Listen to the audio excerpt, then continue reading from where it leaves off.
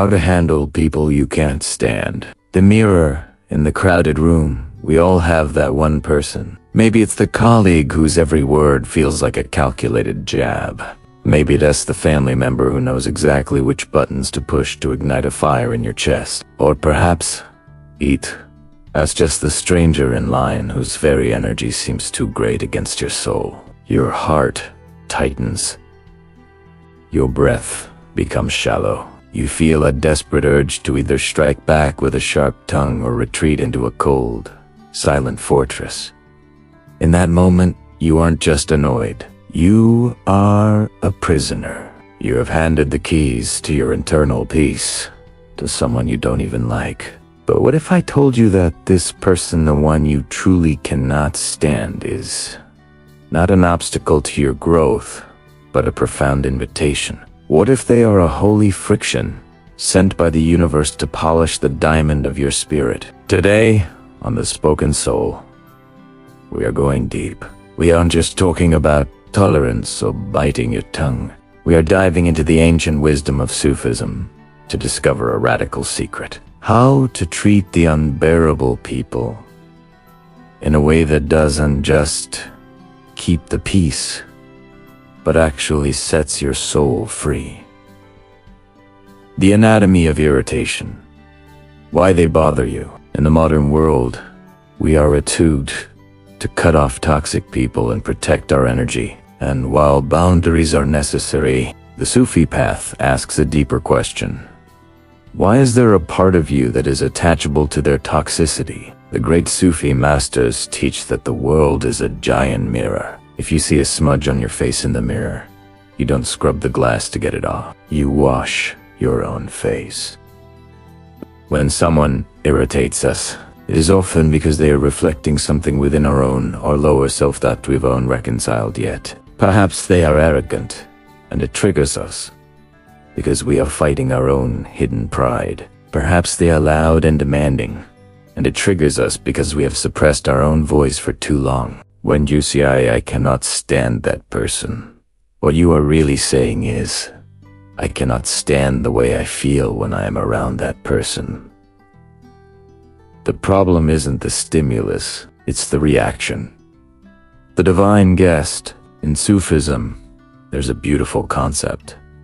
Everyone you meet is a guest sent by the divine. As the poet Rumi famously wrote in The Guest House, the dark thought, the shame, the malice, meet them at the door, laughing, and invite them in. Be grateful for whoever comes, because each has been sent as a guide from beyond.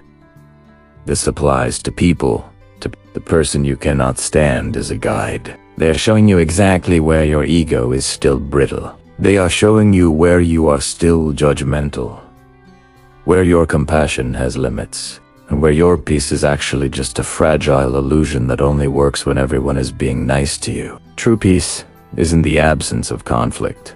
It's the presence of God in the midst of it. If you can only be zen in a quiet room with incense burning, you aren't strong. But if you can remain centered while someone is yelling at you, that is mastery. The depth.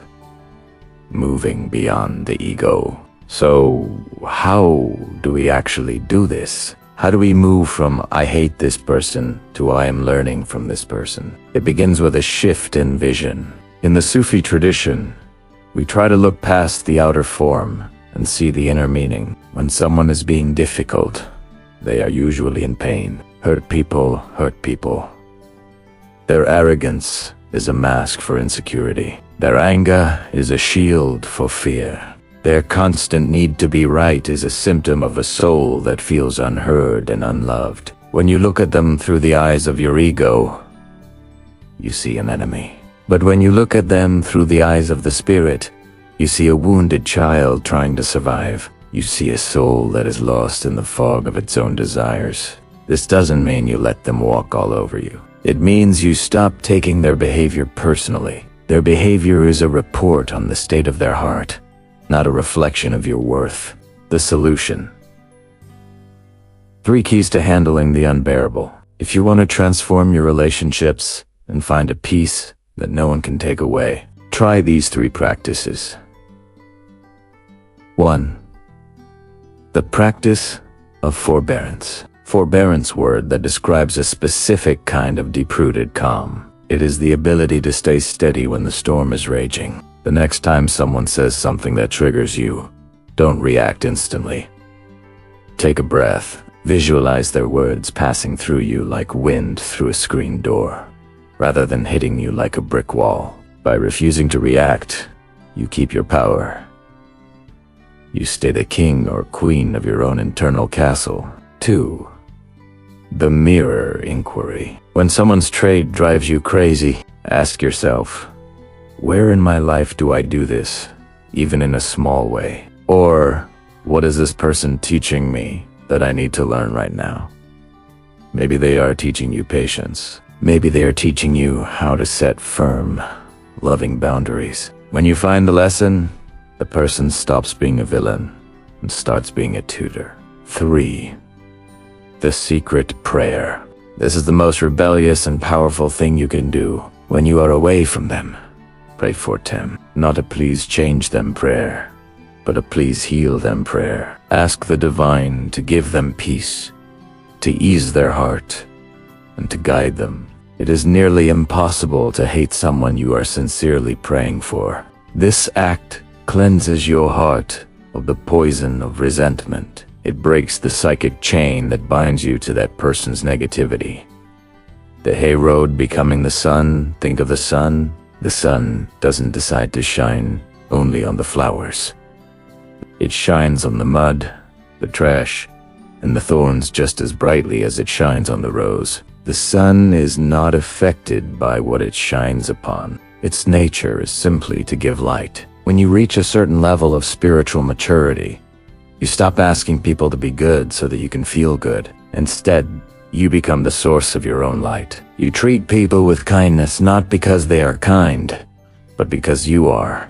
Treating people you cannot stand with grace is not fake. It is an act of high-level spiritual warfare against your own ego. It is choosing to be an architect of peace rather than a victim of circumstance. My dear spoken soul, the next time you encounter that difficult person, I want you to smile inwardly. Recognize the moment for what it is.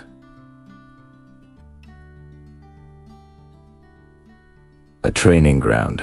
Don't let their darkness dim your light. Don't let their chaos disturb your rhythm. Use the friction to polish your heart until it shines so brightly that their negativity has nowhere to land. You were not put on this earth to be right or to win arguments.